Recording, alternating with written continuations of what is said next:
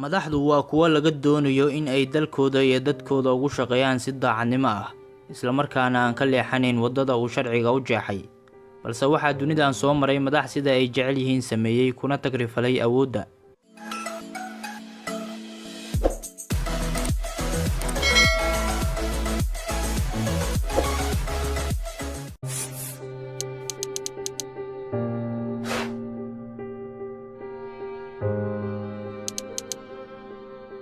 Sabir Murad Niyazov waa madaxweynihii hore ee Turkmenistan intii u dhaxaysay 1990 ilaa 2006. Wuxuu dhashay Niyazov intii ay Turkmenistan ku hoos jirtay xukunkii Midowgii Soviet 1940, asigoona geeriyooday 2006.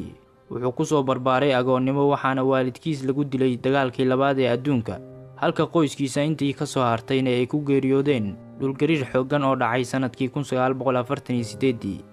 madaxweynahan wuxuu qabay cudurka isla weynida, asigoona wadooyinka dalka uu xukumayay dhammaantood isku magacaabay. Sidoo kale wuxuu bisha Janaayo ku bedelay magaciisa. Wuxuu ahaa mid jecel in loo xardho oo loo sameeyo taalooyinka dahabka ah. Intaa kuma ekeen arrimaha la yaab kale ee ku xeeran madaxweynahan. Wuxuu alifay buug uu ku magacaabay Ruuxdii Hurday, asigoo kaga hadlay dhaqanka iyo caadooyinka waddankiisa. Midda la yaab kale waxay tahay in qof kasta oo raba inuu shaqo helo imtixaan looga qaadayay buuggan. Haddii uu macluumaad ku jira buuggan aqoon waayana uu shaqada weynayay.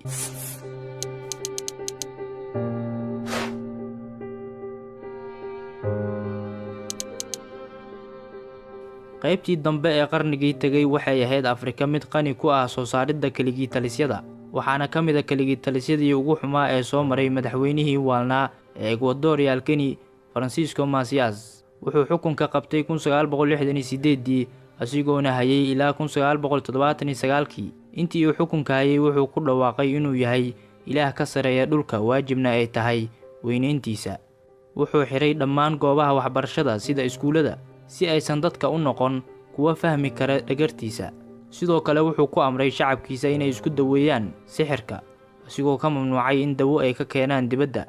Sidoo kale wuxuu mamnuucay in batroolka dibadda laga keeno. Arrinta sida dhabta ah u cadeynaysa inuu waalnaa ayaa ah in uu ku dhawaad 10 saxan saaran jiray miiska cuntada, asigoona la sheekaysan jiray kuraasta bannaan. Wuxuu dilay gudoomiyihii bangiga dhexe asigoona lacagtii Talibanka u soo qaatay gurigiisa. Sidoo kale wuxuu maalin balamiyay 150 qof oo mucaarad ku ahaa, asigoona dhammaantooda dhegta dhiigga u daray.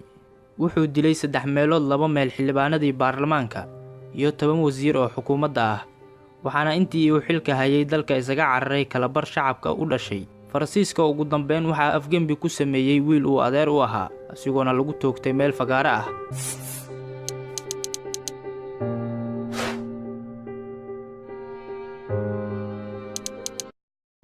keligii taliyihii Jamhuuriyadda Dominican, Rafael Trujillo, kaasoo xilka hayay 1930 ilaa 1961.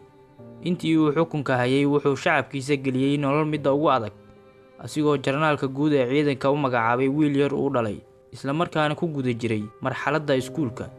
Wuxuu dilay ku dhawaad 50,000 oo qof, asigoo 30,000 oo qof ku dilay xasuuqa caanka ah ee Basley. Arrinta la yaab kale waxay tahay in uu olole iyo dadaal u galay in uu ku guuleysto abaalmarinta nabadgelyada adduunka. Wuxuu xitaa laaluushay guddiga abaalmarintan, balse kuma uusan guuleysan.